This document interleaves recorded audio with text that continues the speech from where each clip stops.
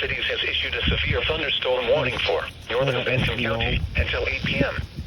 At 7:19 p.m., severe thunderstorms were located along a line extending from 6 miles southwest of Washburn to Keystone, moving northeast at 60 miles an hour.